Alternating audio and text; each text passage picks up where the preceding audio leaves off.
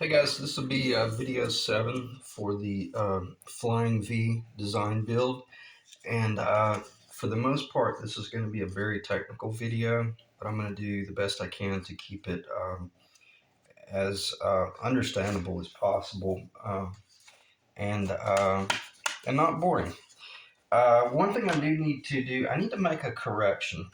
And I want to do this and just nip it in the bud.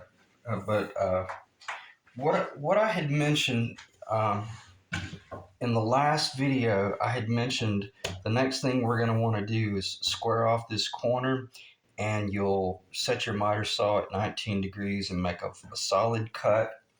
And then I mentioned that you would then take the body and flip it that way and turn the saw and do a 19-degree cut.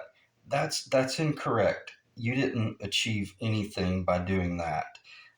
What we've got to do, the correct way to make certain that we find what this number is and how to make certain that we square it, is we start out, we know that we built the body per all of our original numbers at 19 degrees.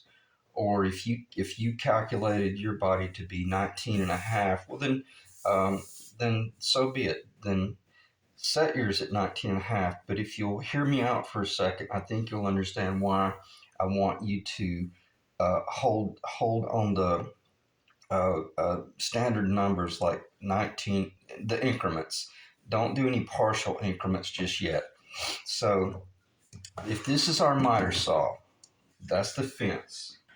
And then obviously we've got the blade. It comes down on a 90 degree.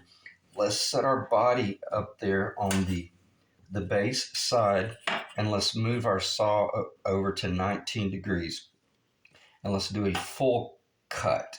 Okay, now take the body, and what we're going to do, we're going to rotate the body 180 degrees, and then we're going to take the miter saw, which right now is set at 19 degrees on the right side. Now we're going to move it to the left 19 degrees, and we're going to do a half cut. Okay, we're only going to cut halfway down, and I'll explain to you why in a second. We're not through with the miter saw yet, but what we're doing, we are by process of elimination determining what is the proper degree on our miter saw in order to make one clean cut and this thing be perfectly square with the center line of the body. That's all we're doing. Okay, so now I can get this out of the way and show you what you're going to witness when you do this. I'm going to show it this way. Let me look in the camera. You can see where the saw blade went about a little more than halfway down, and it left the radius. This is a 10-inch miter saw, so that would be a 10-inch radius. And I'm going to do this to intentionally create a shadow from the light. Let me get behind the camera so you can see the shadow. What I'm achieving by process of elimination is I can see that it's a little bit thinner over here than it is right there. I'm talking unbelievably microscopic. But what that's telling me is that my body is not 19 degrees. It's my body, my wings in relation to the center line are probably more like 19.25, maybe 19.35. But what I'm going to do next is I'm going to take the miter saw, and now I'm going to move it to 19 and a half degrees on the right side. I'm going to make a clean full cut. Then I'm going to rotate the body 180 degrees, move the saw over, and I'm going to make a 19 and a half degree cut over there. I want to make sure I didn't make a mistake. Now I'm moving to 19 and a half degree and 19 and a half degree. And what I'm going to do, I'm going to start by process of elimination. I'm going to determine what is the actual degree that the miter saw requires for me to be able to put this body up there and make a clean straight cut. And it looks like mine's going to be 19 and a half degrees. And I'm going to go ahead and jump ahead a little bit here. The sawdust is really bad. It's almost like a styrofoam. It vacuums the dust down. But what we're about to do is we're about to start doing extremely well. We're about to start doing critical layout, and when I say critical, everything is critical. We don't have a center line uh, drawn yet. We don't need to because we can work everything from the back. But the reason I want you to get this square so that if you start making measurements up here off a center line, and let's say we're going to drop down to 10 and a quarter for some reason, it would be cool if we could make a. Let me see if that's in the camera. Set our measuring stick at 10 and a quarter there, make a tick mark, and then measure at 10 and a quarter there and make a tick mark, and then maybe do the same thing. Do the same thing off the center line. And where I'm going with this is trying to help you. There's one or two ways you can do this. You can work off the center line just with little squaring tools like this, and for the most part, that's pretty safe. That's not too bad.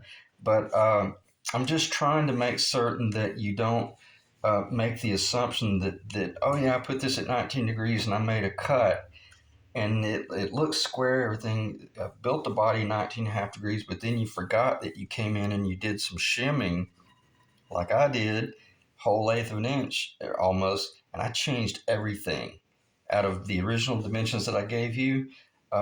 That's not the guitar that I built, okay? And that's what I'm saying. Now we're at a point where let's take the body that we have and let's make certain that we square this up, because now we're going to be able to come in here and trust measuring off of this corner down, or even possibly measuring on a trap along a trapezoidal path. You see what I'm saying? In order to verify, maybe we're thinking, well, maybe my this wing's a little bit long or short.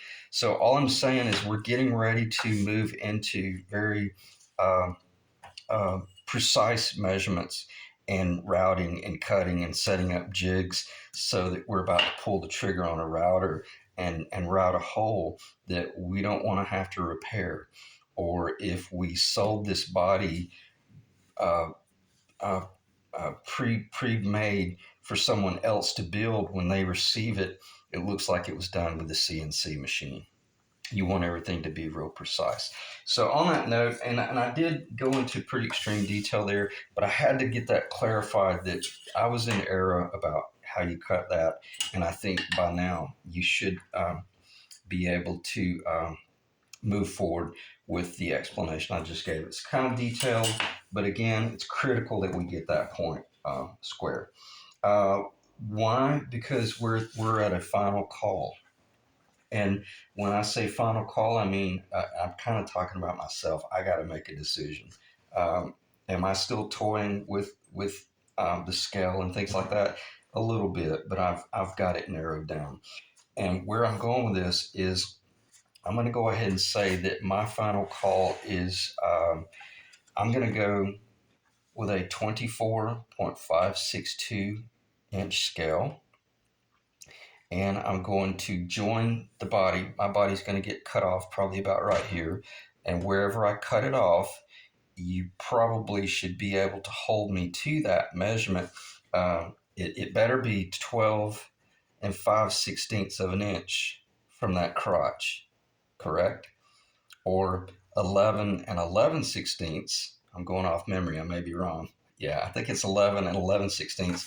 If this continued in as a triangle, you know, if that continued in as a triangle and met the center line, this continued in as a triangle and met the center line, then I should be able to measure from that point 11 and 11/16. And that's where I should be able to take my miter saw and go, boom, one clean cut.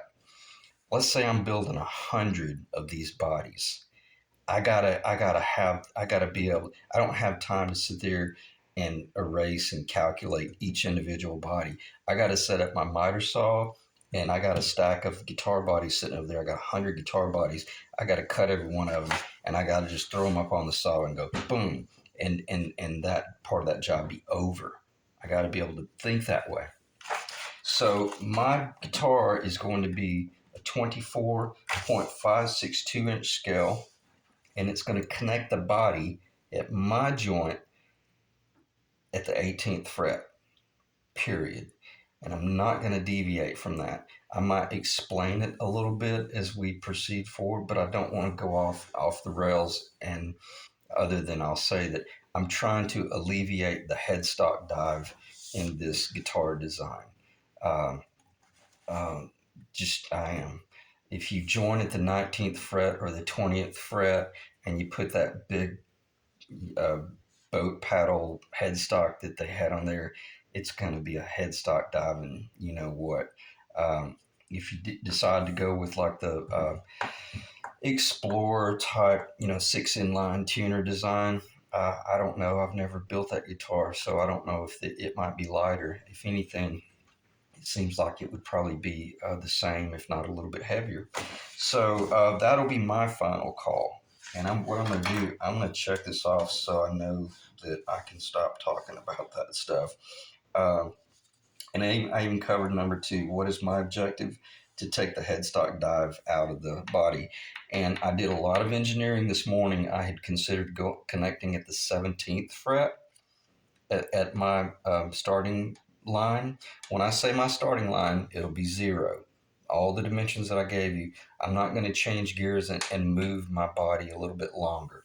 So when I say my body, where I'm going to cut it, it'll be 12 and 5/16 of an inch up from the crotch.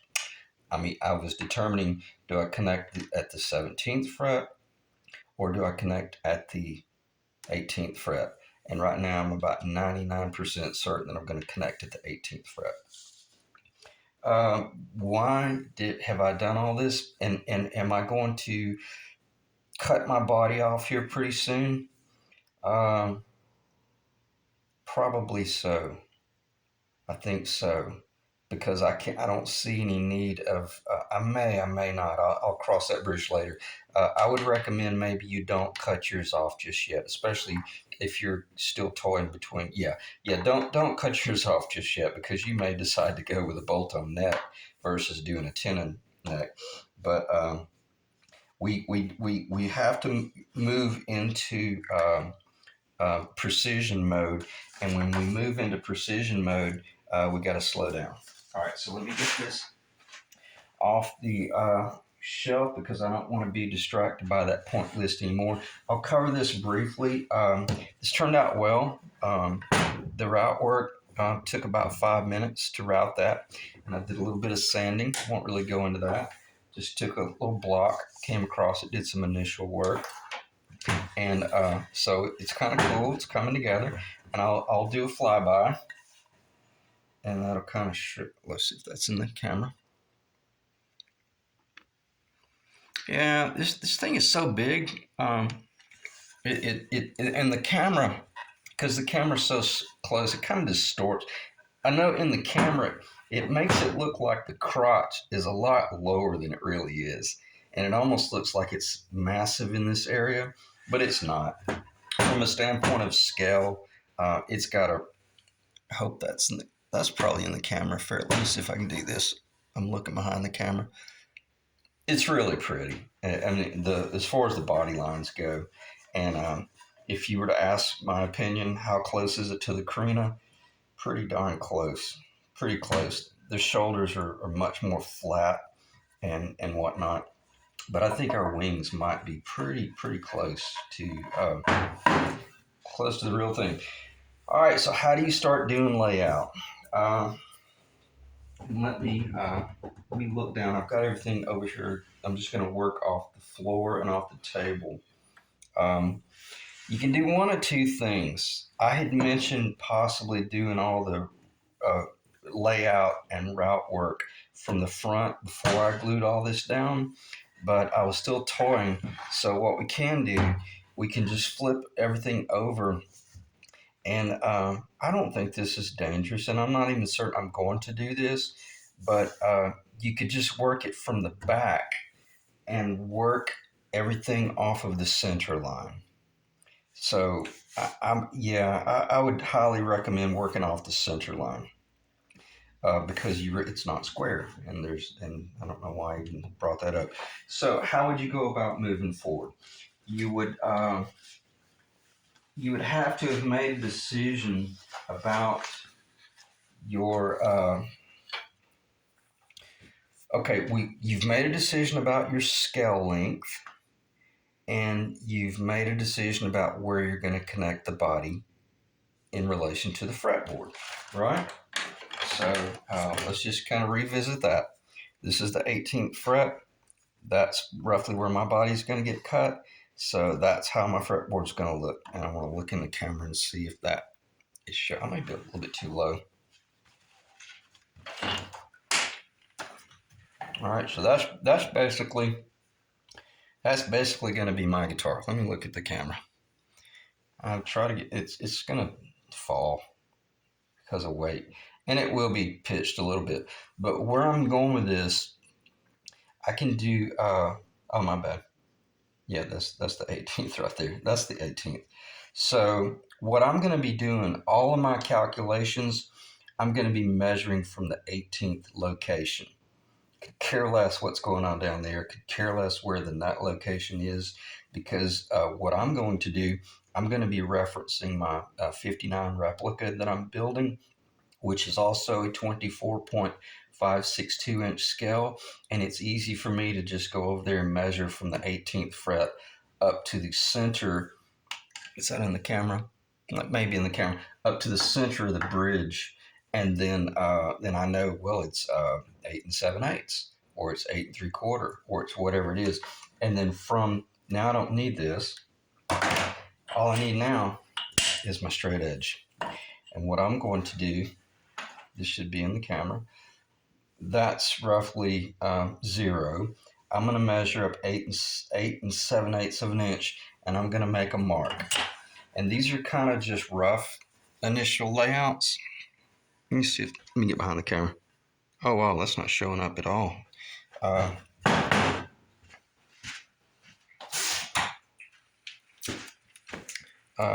Not showing up on the camera at all.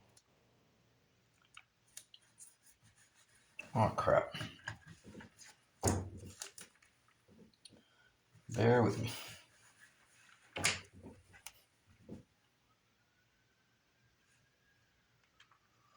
All right, 8 7/8 of an inch is going to be the, where's my bridge?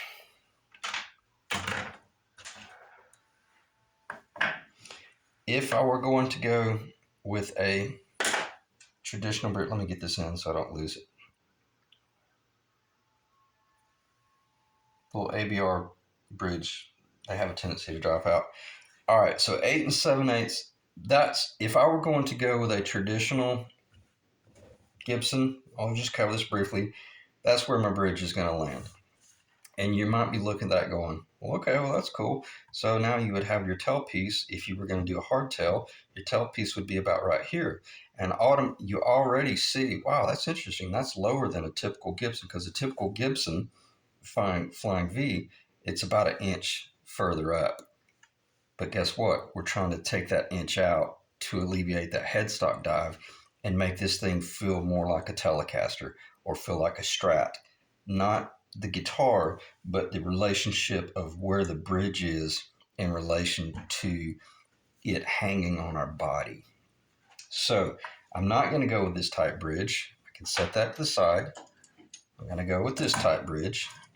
And I went ahead and made a mark right there. Let me see if that's in the camera.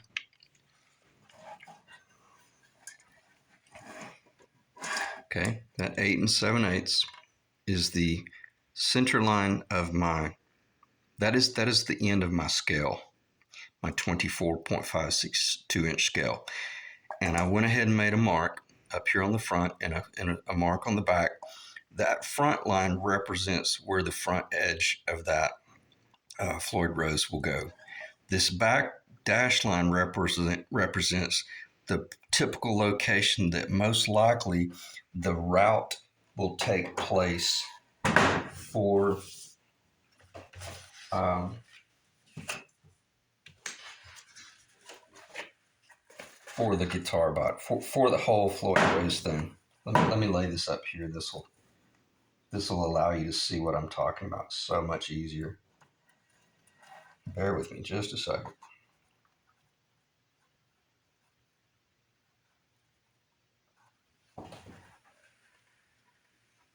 Okay, if I'm looking at this from the back, based on the fact that I engineered to that point right there, the center of my bridge, and then I know that I'm going with a Floyd Rose and not a Bigsby or not a not a ABR1. I could take and get this piece of paper perfectly centered, and I could take a pencil and I could draw around this opening right there, and then I'm ready to route that whole thing out. And if you know anything about Floyd Rose, this will be a little shallow. This is like a kiddie pool right here. It's the real shallow end, and it'll be, I can't remember the dimension. It's probably about a ½ inch deep. It's not very deep. That's where the 3 springs will set, and the claw will set up here. So you see how quickly, once we determined our 12 and 5/16 of an inch from the crotch, or 11 and 11/16, and we made our cut, or at a minimum we made our mark, we're ready to build the guitar. And I mean, we're ready to pull the trigger on the router and cut, extremely, well, not extremely precise.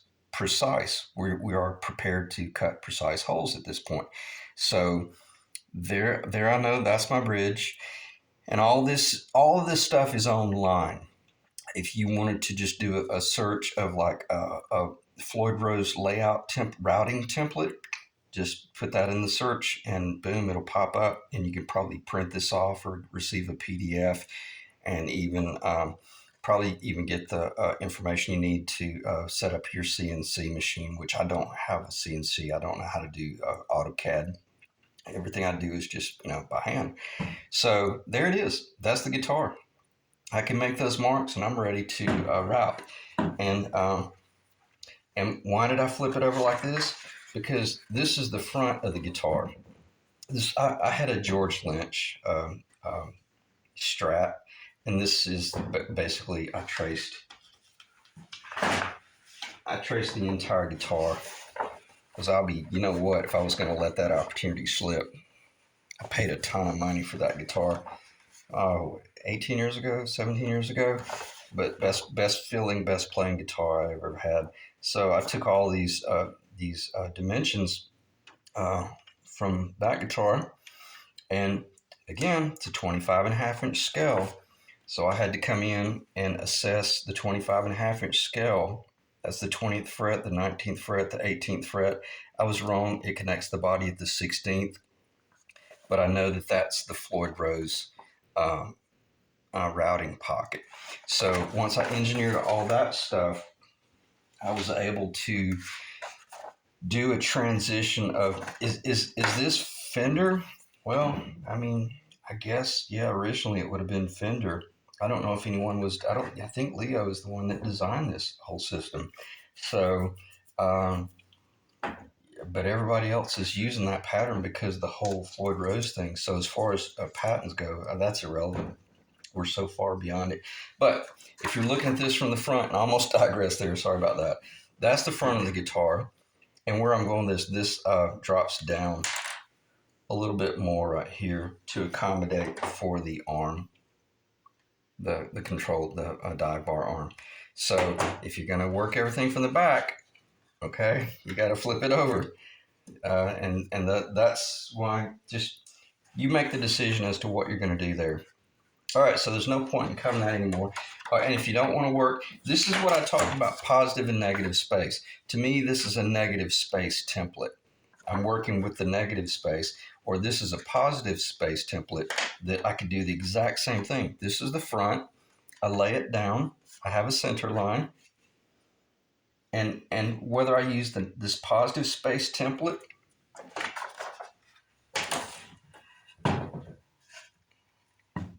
see, makes no difference. It's the same thing.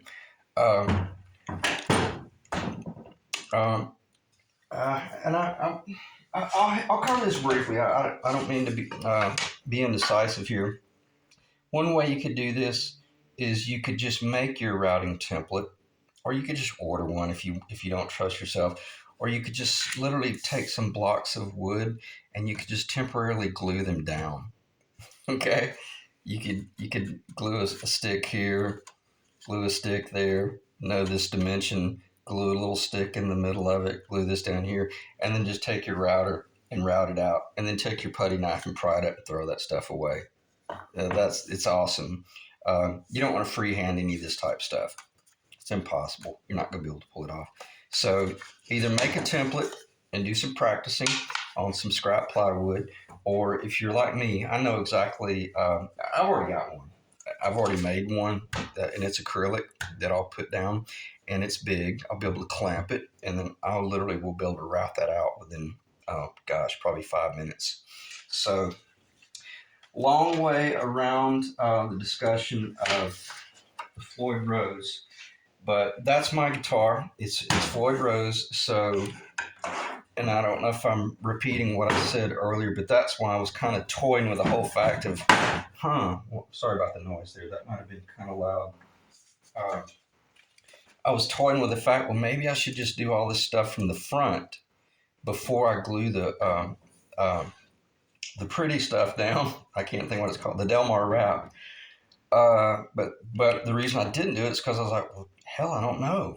I don't know if I'm going to go 25 and a half inch scale, because right now I'm looking at a neck on eBay. It's a unbelievable deal, and I'm sitting there wanting to tell you guys about it, but then I'm thinking, well, I don't know. I kind of want it for myself, but it would require that I go a 25 and a half inch scale. Um, so I'm going to watch the auction, and there's a possibility I may change my mind. But as of right now, I'm going with the 24.562 inch scale, because if I go with the 25 and a half inch scale, I completely defeated the purpose of building this guitar. I'll end up with a long, lanky guitar that might end up being headstock heavy. So that's what I meant by you could either work all this from the front and then or work it from the back. Regardless, you've got to work. Yeah, this is pretty important that I cover in this. You got to work the kiddie pool from the back, obviously, because if you look down in the kiddie pool, then it's only about that deep. That's where the rings, the springs will set. Only this area right here will go all the way through the body. All right, I'm gonna stop talking about that because you guys probably know more about routing Floyd Rose than I do, because I don't think it's probably been, oh man, it's probably been 4 or 5 years since I've done a Floyd Rose. So, all right, what else should I cover? Now that we're talking about scale and necks and things like that, let's talk about really customizing this guitar. Even if you do, um, even if you do a Fender type banana hockey, whatever 84-esque type neck, or maybe you want to do a Strat neck or a Tele neck, or maybe you got a prize neck.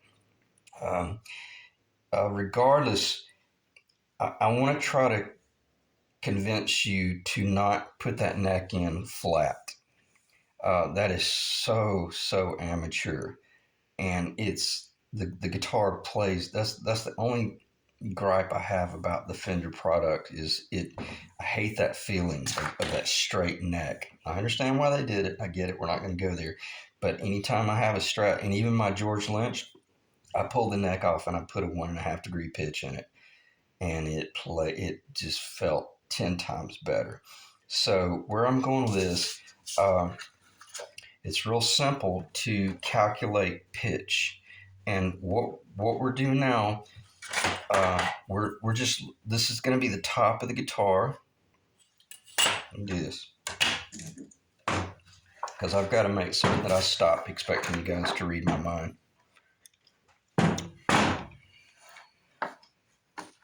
Okay, so that's where we are. Our bridge is going to hit in this location right here.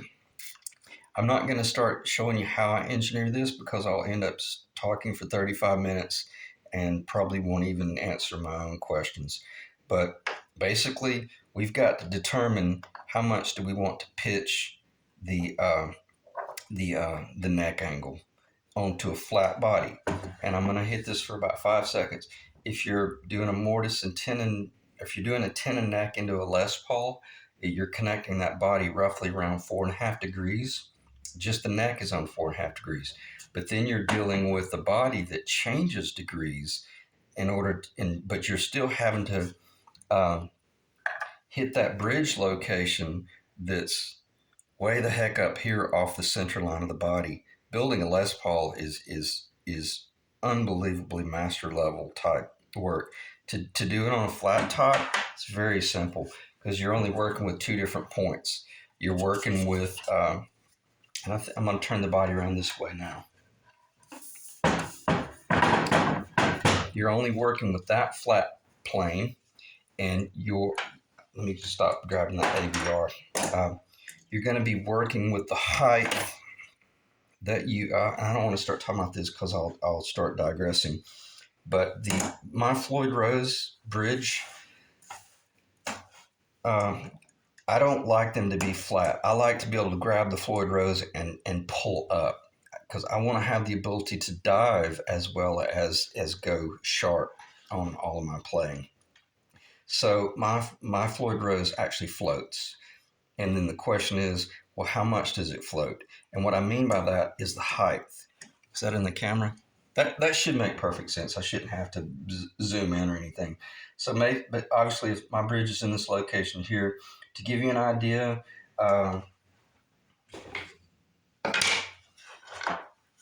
this is probably the max. That's 3/8 of an inch. I'm sorry. Let me explain what I'm talking about. I'm talking about the top of the deck. I wouldn't recommend going over 3/8. If you want to know the truth, 3/8 is too much. This is 5/16. Cut yourself some little blocks right there. It'll help you to keep from having to try to calculate this crap. And then you just ask yourself, does it look good? Still looks a little bit high. Well, okay, then grab up some washers. Again, I'm trying to show you guys how you don't have to use slide rules and stuff like that to do this. You can just grab a couple of washers and ask yourself, I don't know, does it look like my guitar? And I'm talking about me. Is that typically what my guitar looks like? Well, depends. I mean, what kind of, see, there's not this is not the one I'll be using, but I'm looking at this whole real cool, sleek, low profile thing that if we were going to go with a neck pickup, we're hitting roughly in this location, right? Well, if you're a traditional guitar, you're going to want to move this out, and I'm going to move this forward just to pacify those of you who want a headstock heavy guitar. So basically, we're in that area right there, and what I'm doing, I'm setting the height of this bridge first, and then I'm going to set my pitch. That may blow your mind, but I'm not going to route this neck pocket until I get my Floyd Rose installed and even my bridge located. Because let me show you the order of operations. You're going to want to route this first. Locate this location based on your scale, which is, you've checked that off. Once you do this, you can't start changing gears. You gotta commit. So we've got our location, and once we've got our location and we've routed it, well, if you want a real low profile, if you want that baby to sit right on the deck and not have to worry about the Floyd Rose floating, and I'm not going to start talking about that because some people don't know how to set up a Floyd Rose, so they just let the spring tension pull it all the way down, and all they're able to do is just dive. And then once they're through diving, it just comes back and sits on the body. I don't like that because you get secondary vibration and just it's just poor. And that's not the way Floyd designed it. He designed this thing to float so you could take advantage of the engineering. And on that note, if it is going to float, well, how much do we want it to float? And that's totally your call. You might float this baby 1/16 of an inch off the body. that's totally cool. You do whatever you want to do. I float mine at about it's probably about 3/16 of an inch under the bottom, which equates to roughly 5/16 of an inch on the top. And I know that might have gone all over the map to explain to you, but I just like this look. Why? Every bit of what I'm talking about is based on that right there. That is a slanted pickup ring for the bridge location, but with a flat bottom. If I've got this Floyd Rose buried all the way damn near into the body, then well, my strings are barely going to come above the top of that pickup ring, and my pickup may end up being, I mean, man, it may end up being almost below it. I like my pickup to ride up about 1/16 of an inch. I don't like this. I don't want this. That's a mistake. I got that too high. But what I'm saying is these things. Well, now I'm jumping ahead of myself. By not doing the neck first, and I'm going to go back to my order of operations. If I do the Floyd Rose first, well, I can set the height of the Floyd Rose just by torquing these screws down. If I want a real low profile, then that's cool. I got my scale, I got the location. Now I got my uh, uh, bridge pickups around, and now I'll start raising this baby up until, see, here's your saddles, and you're basically, all you're doing is you're just guaranteeing that your strings travel over the pickups around. And the cool thing about that, you got our location. We can change this, but once we do determine, oh man, I was wrong. I don't need both of those washers. I only need this slightly over 1/16 of an inch, and and voila, I've got it. Maybe that is my dream guitar, And I'm sitting there looking at it, going, man, what was I thinking? I didn't need that crap. And now I might be answering my own question, because where I'm going is I'm not even there yet. I haven't built this type guitar in a very long time, and I'm having to kind of re-engineer it myself. So anyway, so the first thing would be you'd route out the Floyd Rose. The second thing would be um, you could go ahead and do the bridge location, because even if you had to move the pickup slightly, route it on center, but just determine how close you want it to be to the Floyd. They're typically fairly close because the Floyd Rose, the platform, is very deep this way, whereas on the ABR1, man, you gotta really hit this baby on the head for your intonation. The Floyd Rose is such a big platform; it gives you a lot more room to move forward or back. But I'll digress a little bit.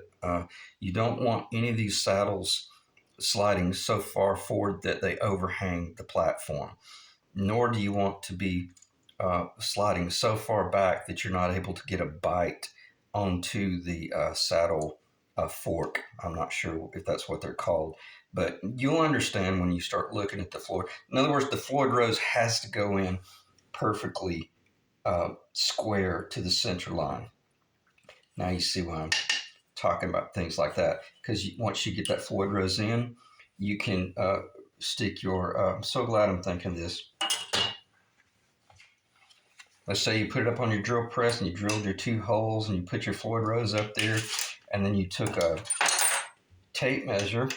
measuring tape, and you measured up, and you got 11 inches on the top, and then you came over here and you measured, and whoa, wait a minute, you got 11 and 1/64 of an inch. But you know that this is perfectly square. Well, you'll know that your drill press traveled a little bit and your Floyd Rose got off. How much is too much? Honestly, I don't really know.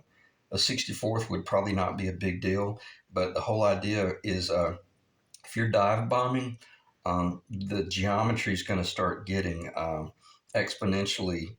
If there's a bind, it's going to get exponential as you really dive up. So, see what I'm saying? It's critical We got to get this bridge perfect, because we can put, once we got that perfect, we can take that off and do this route anytime. Want to go Eddie Van Halen? See what I'm saying? Do that. Do that second, or if you want to, do that third. Once you get this bridge on, now let's go in here and we're gonna build a little jig of some sort like this right here, and we're gonna route. And I'm gonna stop. Probably gonna pause the camera and regroup, and then I'm gonna talk about how we would route for our neck joint. Yeah, I think I want to do that. Okay, I'm going to show you what we're going to need to have on our table when we're getting ready to do a typical custom tenon. In other words, if we're going to use this Les Paul type neck, this will not have anything to do. Well, yeah, if you're going to consider doing like the fender neck, you'll get some benefit out of this. All right, so how do you get set up? You first off want to lay this on the table, and I'll just let you watch. Want that on the outside because we want. Let's see if we're in the camera. Yeah. All right. Now what's next? Now we're going to take our body. We're going to lay it right here. Now, I'm going to briefly show you this. This is probably not the one I'll use for this, because this was for my 59 replica, and it's a different angle. But what I did, I ran this piece on the table saw, and I got the pitch that I wanted. So, in other words, this is not a 90 degree. This is not 90 degrees. I'm sorry. Let me see if I can just get behind the camera. These lights and all that, it creates more shadow than it's worth. So that's not 90 degrees. That's on a little bit of an up pitch. But because you've got this perfectly square, it's trustworthy. And then you know your center line. And see, you made a mark on your little template, and you've got your center line located. And once you put pressure on that, see how it raises up a little bit there in the back? It's minimal. It's probably 3/16 of an inch at the most. So, and then we're going to take our Schedule 40, 1.5 inch. You would have to cut this in half. And you might want to put a piece of a cloth or leather. So, and I sanded this so it doesn't imprint, but I'm going to see if that's in the video. I don't want my cabinet clamp crushing into the body down there, even though this is paint grade. Maybe I'll move forward a little bit.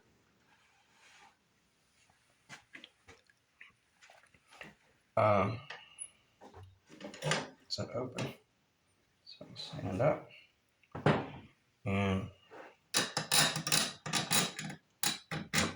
And then let's say we've found our center line and we know exactly where we want it. We want to make sure that this is pushed all the way down, because we got to have a real nice contact right here at this point, because this is our spring point. Okay, and then we're just simply going to start torquing it up.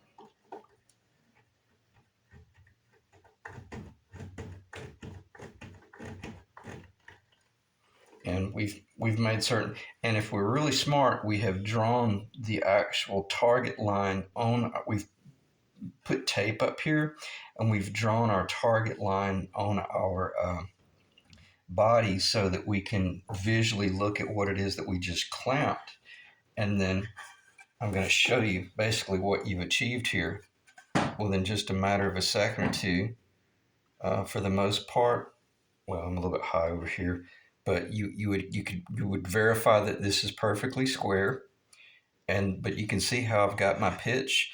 And the cool thing about that pitch is that's about 4 millimeter, which is going to be roughly around, it'll be a little bit over 1.5 degrees after it's all said and done. So in other words, where I'm going with this, my guitar is going to have a neck pitch of about 1.5 degrees. And now you're ready to take your router and come up here, with your, you're going to want to start with this bit first, and you're going to transfer this bearing. Let me just get behind the camera.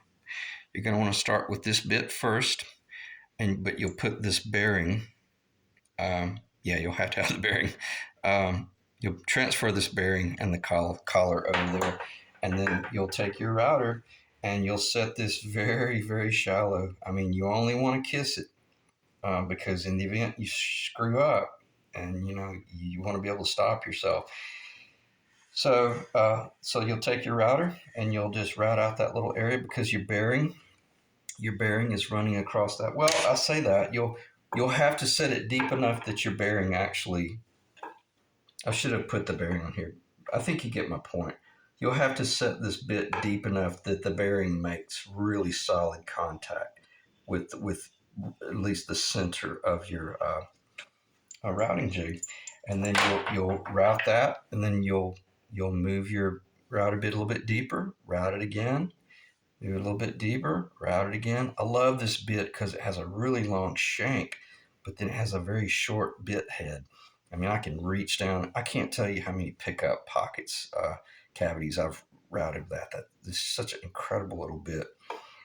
And I think it's a Freud that I got from Woodcraft decades ago.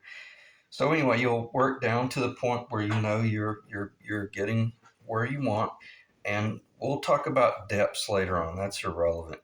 Or I say that to say this: if you want, maybe just do this first route and maybe only take it about 1/4 of an inch deep, and then take everything out of the jig and take your neck that you've built, and you then start kind of dry fitting it, and it'll fit. It'll be real high, but at least you can look and make certain that you're perfectly in center line. So I'm not going to start talking about that type stuff, because it'll end up we'll cover that about probably 10 videos from now, if not 5. Shouldn't be too far out, but we're not ready for that yet. But I basically just wanted to show you that everything that I just covered in a near hour-long video is so critically dependent upon that being square. Now you see my point of making certain that this is perfectly square in relation to the center line of the body. So I'm going to get that off, and I'm going to check the time. We're at 47 minutes. I'm going to pause the video, because if anything, these last 2 to 3 minutes, I might want to just hit some really, really critical points, and I don't want to digress and just ramble. So let me pause the video. Okay, guys, I'll finish the video talking about string path comparison. That is string path, PATH comparison. Just as you might have recalled from some of my early videos where I talked about the trapezoidal path that the strings follow, making the trapezoid as they get wider at the bridge. So that would be like on the horizontal plane, but then on the vertical plane, you have the string path. You have one of two paths, PATHS. Either if you're going to go with like a Fender type mount, well, the strings are pretty darn close to flat, because that neck went in the body flat, and the bridge is mounted flat, but the bridge is a little, higher, so the strings might be a little bit higher off the body back here in relation. But for the most part, that string path is very flat. But we don't want to build that. Even if we're building even if we're going to install like a Fender type neck, we want to pitch that string path, and that's what I meant by. And I didn't really clarify earlier. Just imagine that the right side of the piece of paper is the bridge location, and the left side of the bottom corner is going off the body of the guitar. Now we're the player, so we're looking down at it from the base side. And let me see if that's showing up in the camera. I don't know what it is. I don't know if it's my pencil lines or just maybe they are showing up, but anytime I look in the camera, they don't appear to be showing up.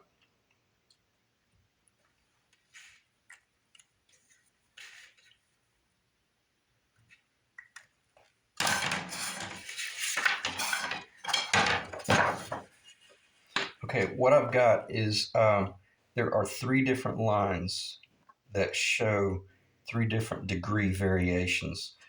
The bottom line is 1 degree over, how long is a piece of paper? 11 and it's 11 inches.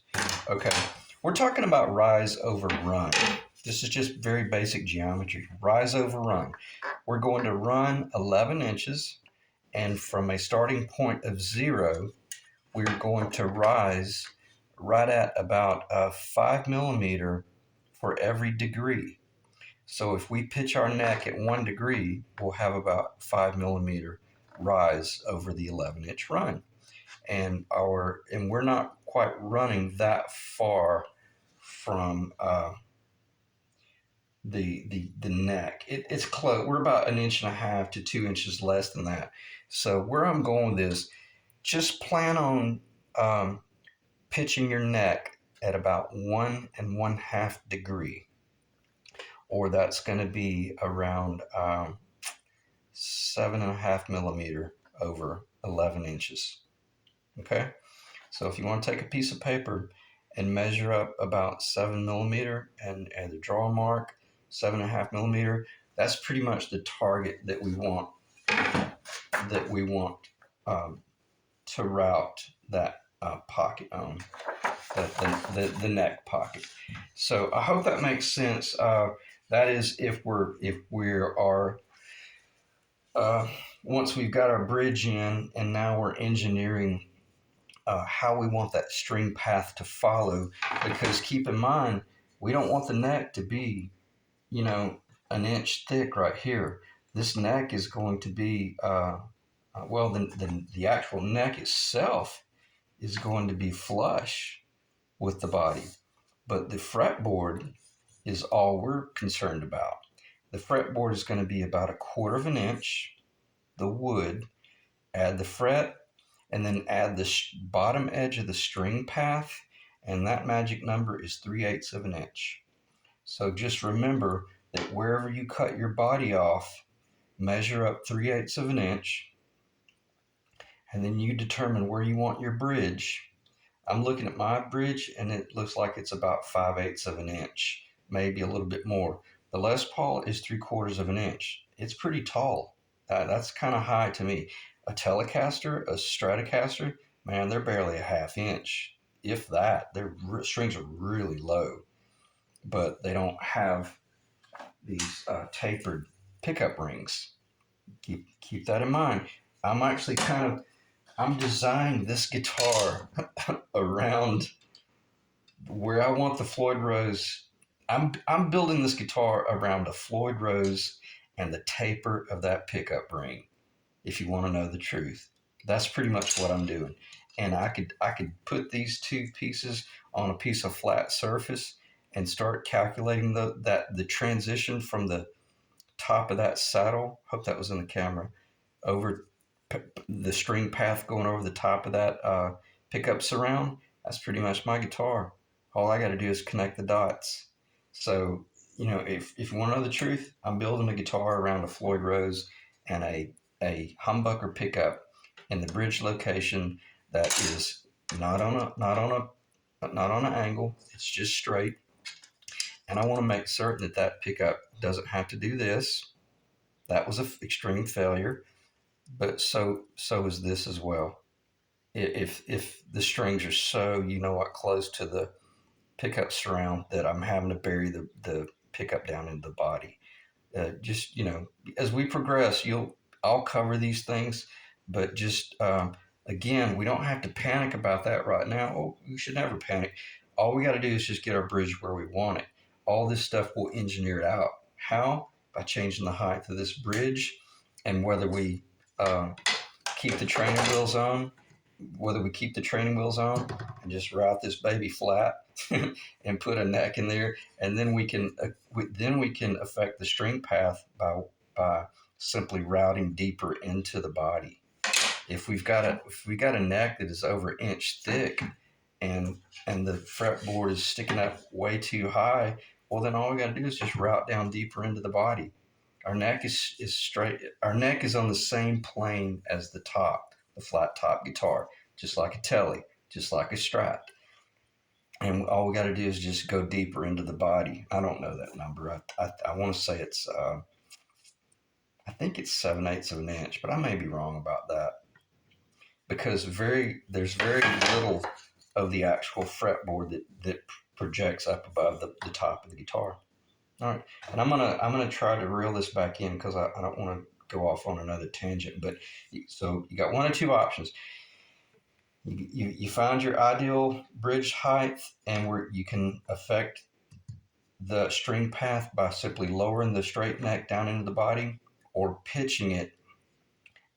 But even though if you pitch, you're still going to have a certain height. But now that height is going to be very much dependent on how much do we want to float out here. Especially if I went with like a 24 fret neck, and I'm on a real extreme pitch. Well, I better get ready to do something out here under this fretboard, because it's going to come off the surface. Not on a Les Paul. Why? Because the Les Paul top stays on the same pitch as the neck. If the Les Paul neck is on a 3-degree pitch, which I don't think any of them are that low, then that plane right there would be on a 3-degree. If that Les Paul neck is on a 4.5-degree, well, then so is that plane right there. It only starts changing once you come off of the fretboard and go into the body. All right, let me check the time. It's probably getting to be a long video, very long. I'm going to end the video right there. I hope I didn't ramble. I feel like I did. If you want to know the truth, the first probably 10-15 minutes, I felt like I wasn't really on point. So if so, I apologize, and I'll try to get more organized on the future videos. But I just all this engineering is so critical, and there's a lot going on here, and I think it's impossible to just explain it in 15 or 20 minutes. You have to really have the mind of like an engineer, and be very mechanically minded to be able to figure this stuff out on your own. Or if you're just pretty good you're a pretty good listener, then I can hold your hand up to a path, and you should be fine. But again, I'm going to end the video right there, and I have no idea what's going to be next or when the next video will be. It probably will not be until I've done all this route work and I've got that cut off, and probably even have some primer work done, because I'm at a point to where I want to see some progress in the guitar myself, and I don't want to have 10 videos of just endless numbers and calculations and dimensions and how to use a screwdriver and crap like that. So anyway, thanks guys, and I'll catch you in the next video.